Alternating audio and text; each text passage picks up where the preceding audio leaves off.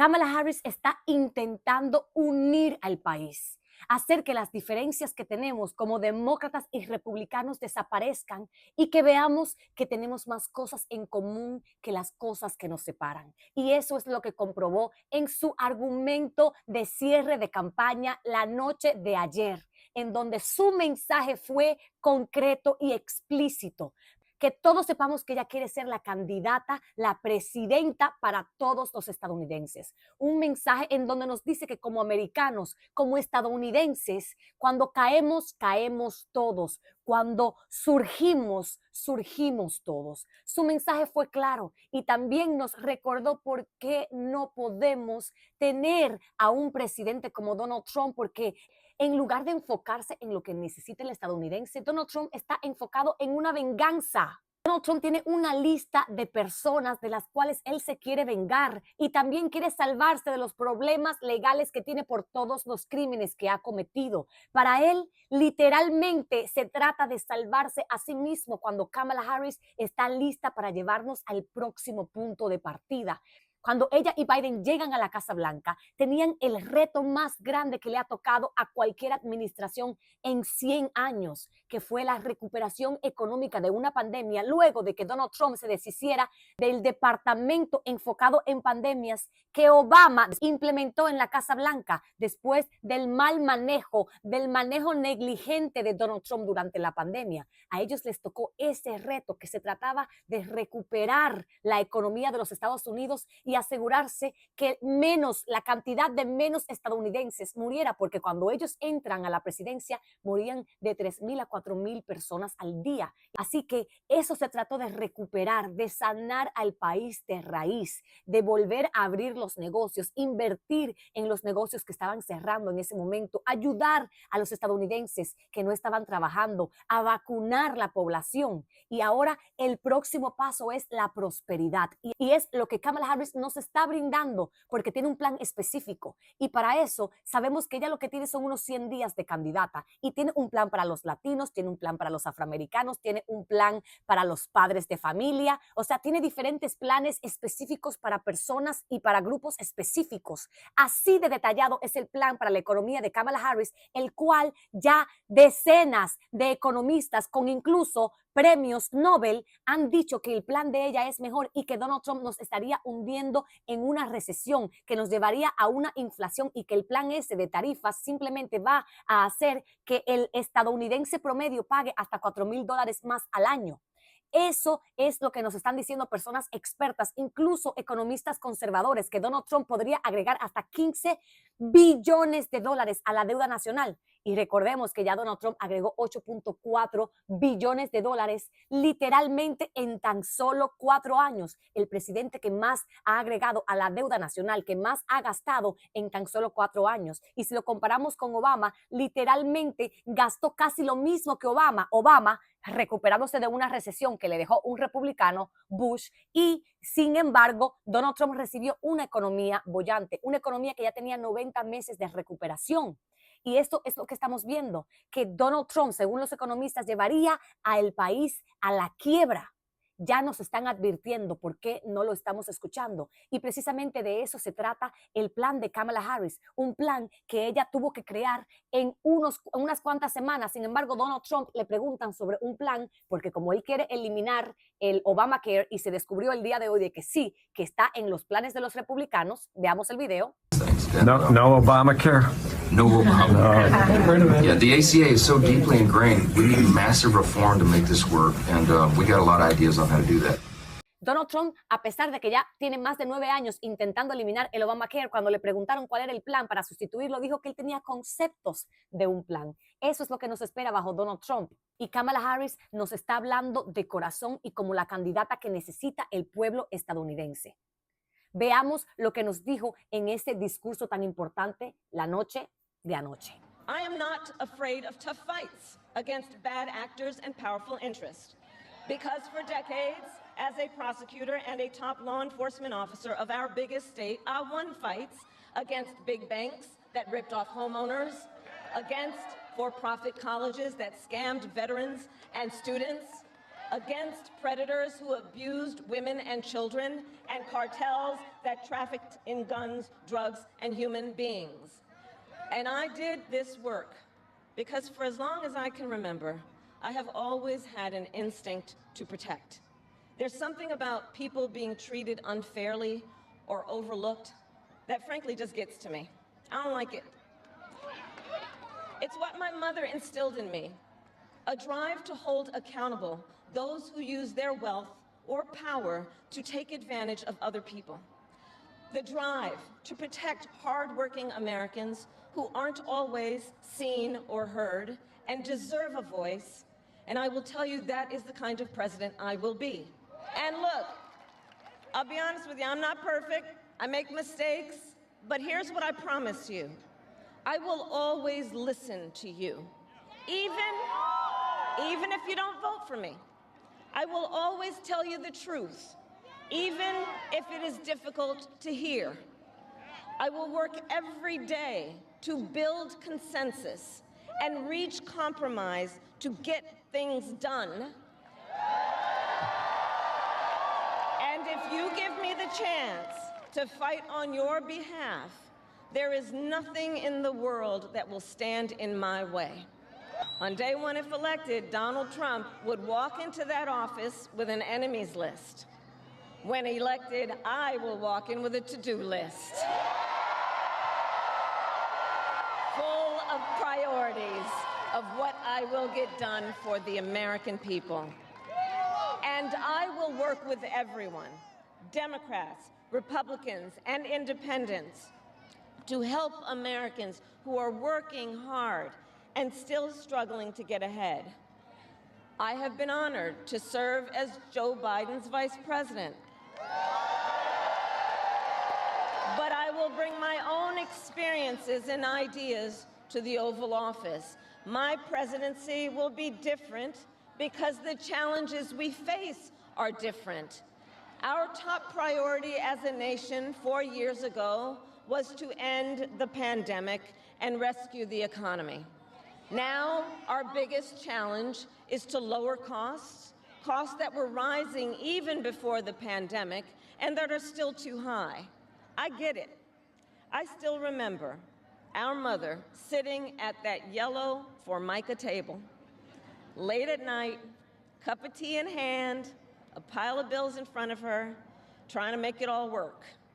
And I've heard from so many of you who are facing even greater financial pressures. Donald Trump's answer to you is the same as it was the last time. Another $1 trillion in tax cuts for billionaires and big corporations. And this time, he will pay for it with a 20% national sales tax on everything you buy that is imported. Think about it. Clothes, food, toys, cell phones. A Trump sales tax that would cost the average family nearly $4,000 more a year. We are not going back because we also know Donald Trump would deliver tax cuts to his billionaire donors. I will deliver tax cuts to working people and the middle class.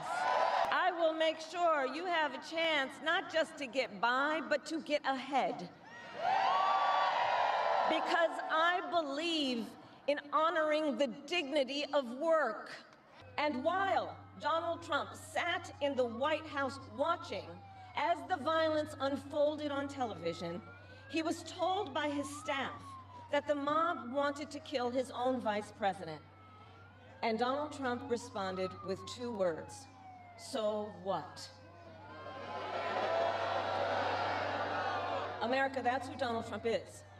And that's who is asking you to give him another 4 years in the Oval Office. Not to focus on your problems, but to focus on his. And Donald Trump has told us his priorities for a second term. He has an enemies list of people he intends to prosecute. He says that one of his highest priorities is to set free the violent extremists who insulted those law enforcement officers on January 6th. Donald Trump intends to use the United States military against American citizens who simply disagree with him. people he calls, quote, the enemy from within. America, this is not a candidate for president who is thinking about how to make your life better. This is someone who is unstable, obsessed with revenge, consumed with grievance, and out for unchecked power. Donald Trump has spent a decade trying to keep the American people divided and afraid of each other. That is who he is. But America, I am here tonight to say that is not who we are. That is not who we are. And the fact that someone disagrees with us does not make them the enemy within. They are family, neighbors, classmates, co-workers. They are fellow Americans. And as Americans, we rise and fall together. America, for too long, we have been consumed with too much division, chaos, and mutual distrust. And it can be easy then to forget a simple truth. It doesn't have to be this way. It doesn't have to be this way. It is time to stop pointing fingers. We have to stop pointing fingers and start locking arms. It is time to turn the page on the drama and the conflict, the fear and division. It is time for a new generation of leadership in America. America, we know what Donald Trump has in mind. More chaos, more division, and policies that help those at the very top and hurt everyone else. I offer a different path, and I ask for your vote. And here is my pledge to you. I pledge to seek common ground and common sense solutions to make your life better. I am not looking to score political points. I am looking to make progress. I pledge to listen to experts, to those who will be impacted by the decisions I make, and to people who disagree with me. Unlike Donald Trump, I don't believe people who disagree with me are the enemy. He wants to put them in jail. I'll give them a seat at the table.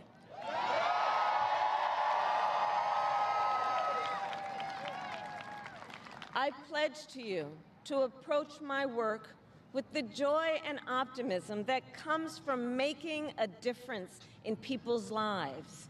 And I pledge to be a president for all Americans. And to always put country above party and self.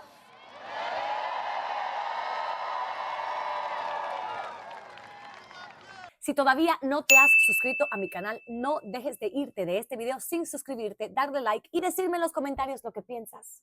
I love our country with all my heart. And I believe in its promise because I've lived it. I grew up as a child of the civil rights movement.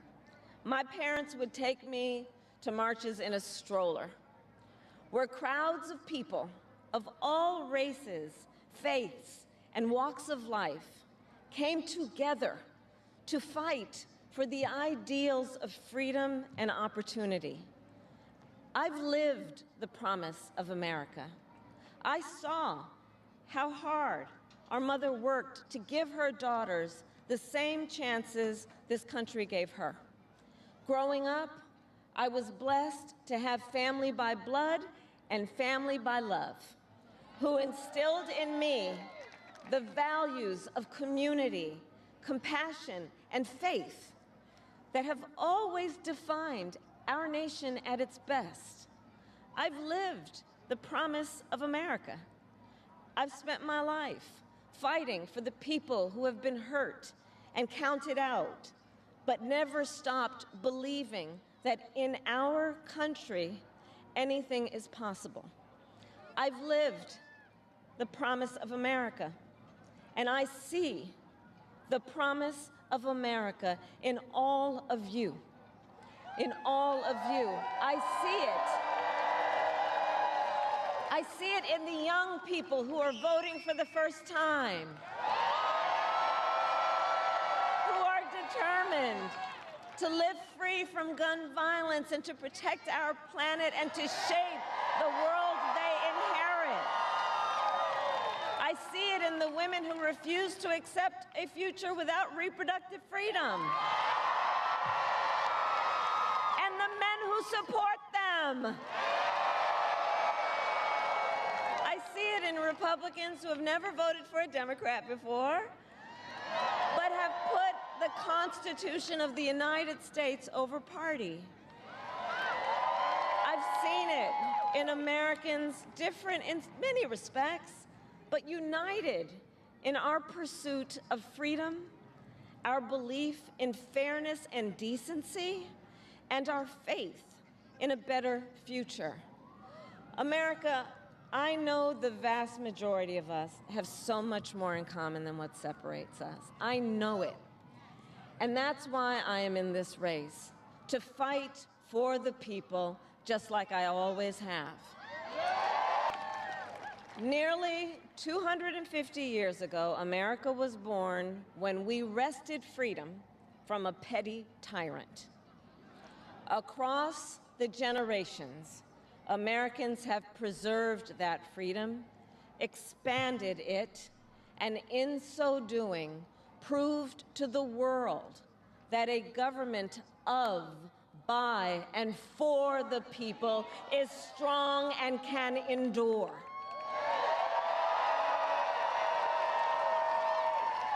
And those who came before us, the patriots at Normandy and Selma, Seneca Falls and Stonewall, on farmlands and factory floors, they did not struggle, sacrifice, and lay down their lives only to see us cede our fundamental freedoms. They didn't do that only to see us submit to the will of another petty tyrant.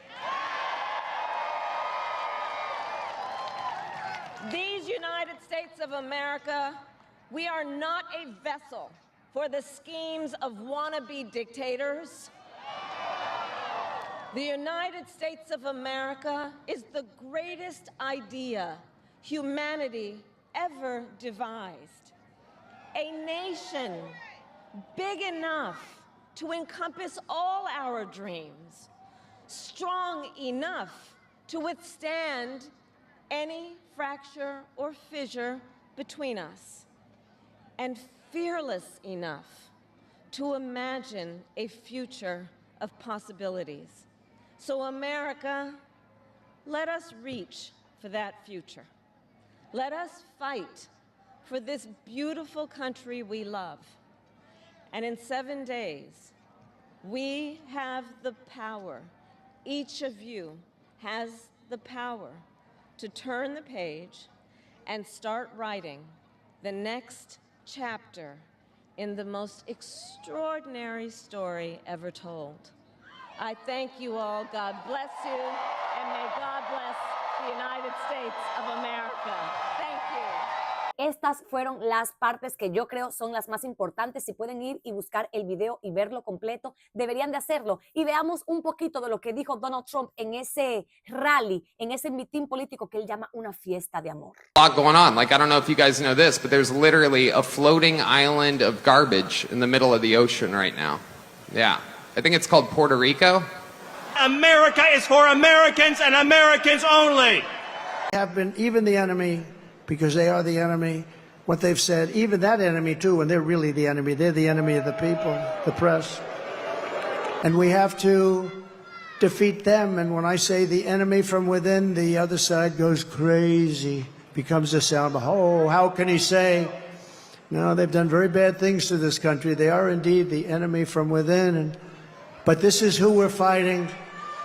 These are the people who are doing such harm to our country with La diferencia no puede ser más abismal. Tenemos a una candidata decente que está preparada y que quiere lo mejor para los estadounidenses, y tenemos a un tipo que lo que quiere es seguir dividirnos, seguir infundiendo el odio entre nosotros y que pensemos que nosotros somos enemigos, los enemigos de adentro. Está hablando como un dictador que ya nos dijo que quiere serlo en el día número 1, en el primer día, y también quiere cancelar las licencias de los canales de televisión que lo han criticado. También dice que va a usar el ejército en contra de los oponentes políticos. Incluso literalmente mis padres están preocupados por mí, porque si Donald Trump llega a escucharme, yo también me convertiré en una de esas personas que él pone en las redes sociales para que sus secuaces vengan detrás de mí. Mi papá cada rato me dice, deja la política, no hables mal de Trump, no lo critiques porque le da miedo. Así estamos hablando, y es literalmente la persona que quiere hacer más deportations, quiere hacer deportaciones masivas, a pesar de que se ha comprobado de que necesitamos a los migrantes para que esta sea la mejor economía del mundo, lo cual hoy por hoy lo somos gracias a la administración de Biden y Kamala Harris. Con esto me despido, hasta la próxima. Recuerden que estoy cubriendo las elecciones en mi trabajo en Univisión, y les recomiendo que me sigan en mis otras redes sociales para que estén al tanto de todo lo que va sucediendo, porque no he tenido tiempo de venir a hacer estos videos que son más largos aquí en mi canal de YouTube, pero les prometo que voy a hacer todo lo posible por venir antes de las elecciones, durante y después. Y por favor, salgan a votar. Necesitamos que quede Kamala, la única persona coherente y capaz de unir a esta nación. No se olviden de seguirme, suscribirse, darle like y buscarme también en las otras redes sociales donde puedo poner contenido más corto y más rápido. Gracias.